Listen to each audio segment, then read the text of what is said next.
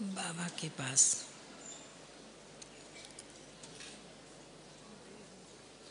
वतन में भोग लेकर के पहुंची।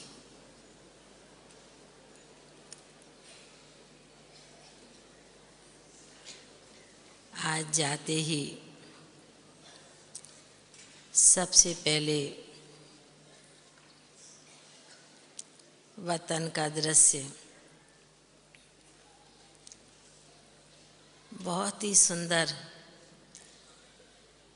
जैसे अभी सभी कोई खड़ा हो रहा है, कोई जा रहा है, कोई बैठे हैं। तो जाने के साथ ही बाबा ने दिखाया कि बहुत बच्चे बहुत अपनी मस्ती में झूम रहे हैं, डांस कर रहे हैं, रास कर रहे हैं। तो मैं भी सोचने लगी, अभी तो मैं एकदम आई हूँ, ये दृश्य कैसे एकदम सामने इमर्ज हुआ। और बीच में बाबा खड़े हुए हैं। बाबा सभी बच्चों का ये दृश्य देखकर बहुत ही हर्षित हो रहे हैं, खुश हो रहे हैं। तो मैंने कहा, बाबा आज आते ही आपने हमको वतन में ये दृश्य दिखलाया। तो बाबा मीठी दृष्टि से देख मुस्कराने लगे और कहने लगे, बच्ची मालूम है ये जॉन बहुत भक्ति भावना वाला, श्रद्धा के फूल लेकर के ये बच्चे बाबा के पास आए हैं। तो बाबा की बात सुनकर मैं भी एक सेकंड चुप रही। फिर मैंने बाबा को कहा, बाबा आज तो मैं सभी की याद भी लेकर के आई हूँ और कईयों का भोग है उनकी भी याद लेकर के आई हूँ। जीते जी कईयों ने भोग लगाए, उनकी भी याद लेकर के आई हूँ। तो बाबा ने संदेश सुनने के बाद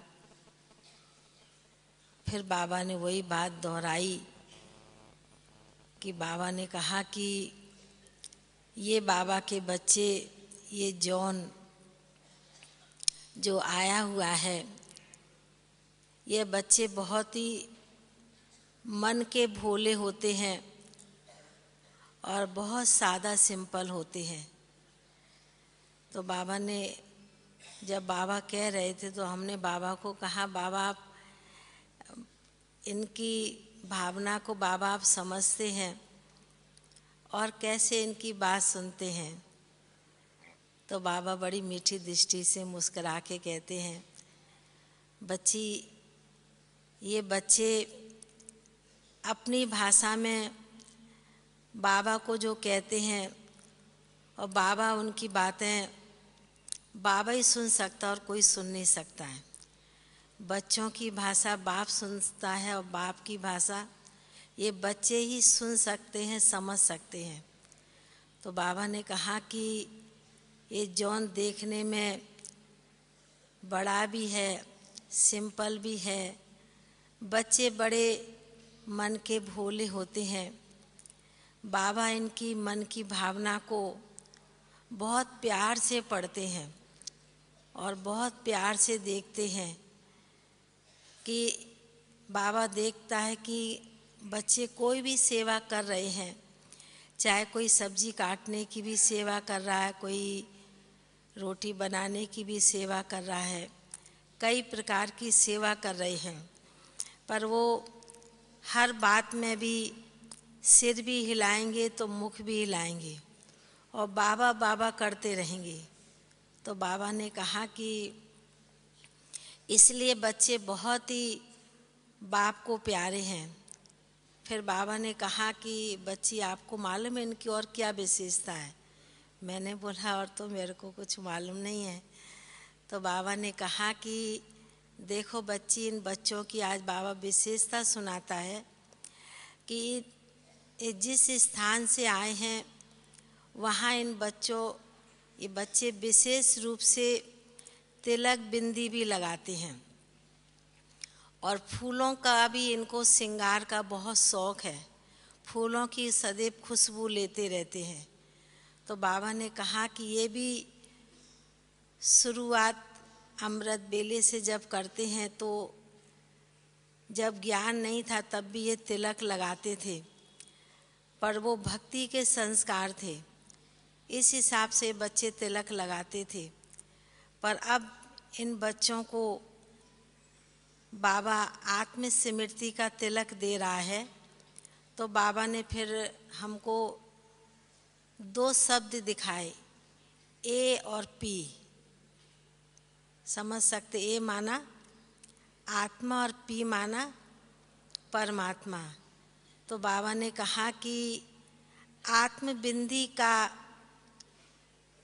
बच्चों को अमृत बेले तिलक लग जाता है और पी माना सारा दिन परमात्मा बाप की बच्चों को याद रहती है। तो बाबा ने कहा कितना अच्छा ये प्रांत है, कितना अच्छा देश है और कितने ना अच्छे बच्चे हैं जो इनको अपने स्थान के नाम के साथ अपनी स्मृति और बाप की स्मृति रहती है। तो ऐसे कहते बाबा ने कर्नाटक कहें, आंध्र प्रदेश कहें, इन बच्चों की विशेष, भाई बहनों की विशेषता बाबा ने सुनाई। और बाबा ने जितने ही रीति से, जैसे मैं गई वतन में मस्ती में झूम रहे थे और झूमने के साथ मस्ती में जो मस्त थे, तो बाबा ने लास्ट में आते आते जैसे लगा सबको इमर्ज किया और इमर्ज करके बाबा ने इनके ऊपर बहुत सुंदर सुंदर फूलों की वर्षा की। बाबा ने कहा ये बच्चे मेरे बहुत सिक्की लदे हैं। कई माताओं को बोली भाषा नहीं आती है, पर मुख से और मन से बाबा बाबा करती रहती हैं। बाबा यही दिल की बच्चों की भावना पढ़ते रहते हैं। तो बाबा ने संदेश इतना सुनाया और सभी कर्नाटक वाले, आंध्र प्रदेश, सभी के भाई बहनों को बहुत बहुत याद प्यार दिया। बाबा के सन्मुख भोग रखा था। तो बाबा ने भी बहुत प्यार से, बहुत स्नेह से जिन भी आत्माओं के निमित्त भोग था उनको भी बाबा ने वतन में इमर्ज किया। इमर्ज करके उनको बहुत प्यार से मधुबन का भोग स्वीकार कराया और बहुत बहुत याद प्यार दिया। फिर मैं सभी की याद प्यार लेकर के नीचे पहुंच गई। ओम शांति।